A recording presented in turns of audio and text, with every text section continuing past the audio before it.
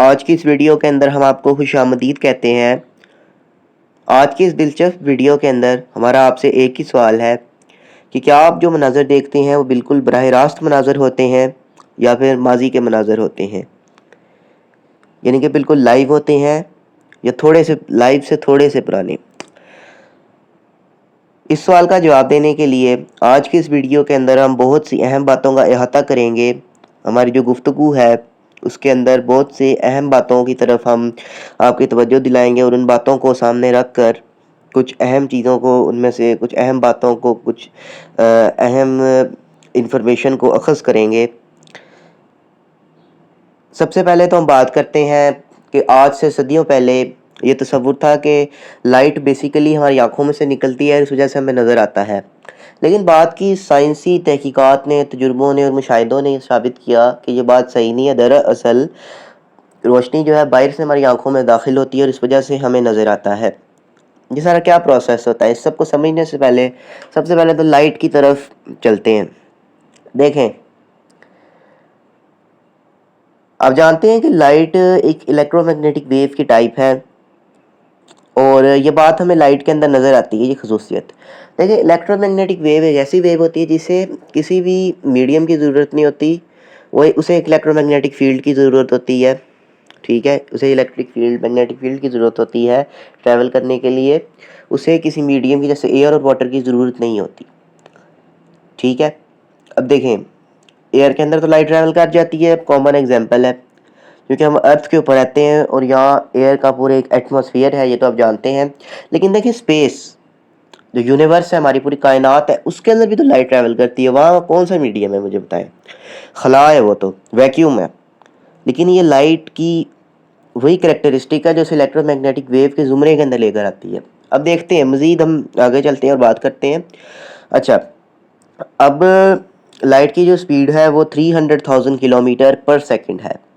ठीक है, अब लाइट की स्पीड के लिहाज से देखा जाए तो लाइट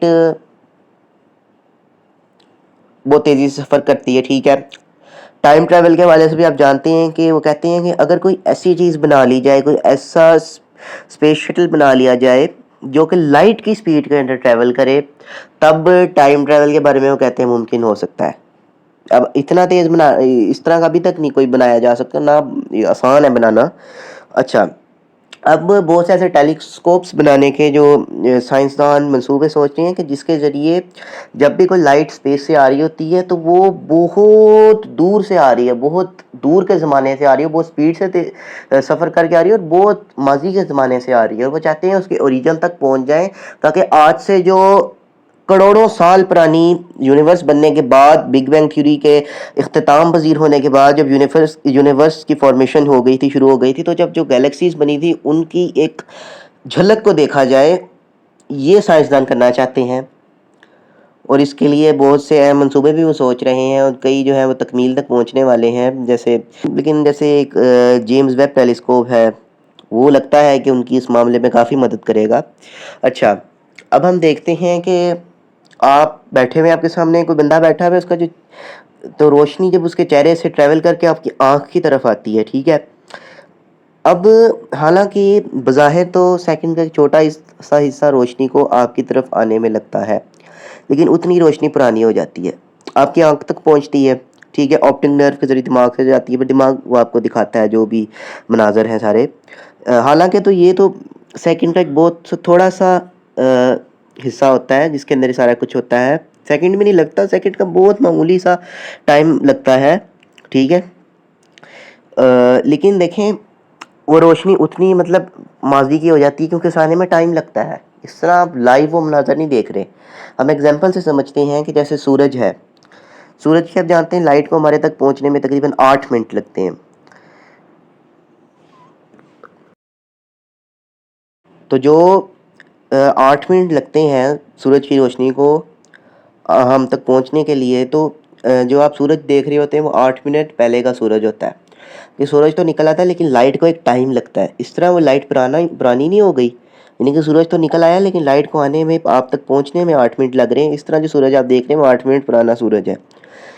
अब इस हवाले से मज़ीद साइंसदान तहकीकात कर रहे हैं क्योंकि वो चाहते हैं कि बिग बैंग के बाद जो यूनिवर्स है का जो शुरू का जो नक्शा था उसको भी देखा जाए। वो पहले की जो गैलेक्सीज थी यानी कि करोड़ों साल पुरानी, वो इन सारी चीज़ों को देखना चाहते हैं और ऐसे टेलीस्कोप्स बना रहे हैं जो लाइट के ओरिजिन को ट्रैक करें और दिखा सकें उन्हें।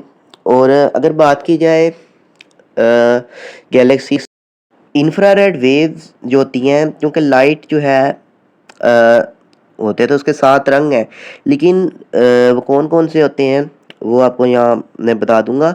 लेकिन आपको यहाँ बल्कि शो हो रहा होगा कौन-कौन से होते हैं, क्योंकि हम मेन अपनी बात की तरफ चलेंगे। वो 7 रंग वो होते हैं जो आपको नज़र आ सकते हैं। इनके अंदर कई होते हैं वायलेट, येलो, लेकिन ये वो होते हैं जो आपको नज़र आ सकते हैं। उसके अलावा भी कई होते हैं। अल्ट्रावायलेट और इंफ्रारेड का आपने नाम सुना होगा। अब अल्ट्रावायलेट ऐसी वेव्स होती हैं, लाइट होती है जो बेसिकली इसकी वेवलेंथ बहुत थोड़ी होती है और वो थोड़ी होती हैं और ज़्यादा एनर्जी वाली होती हैं। लेकिन दूसरी तरफ इंफ्रारेड वेव्स होती हैं जिनकी वेवलेंथ ज़्यादा होती है लेकिन एनर्जी कम होती है। अब ये जो वेव्स होती हैं,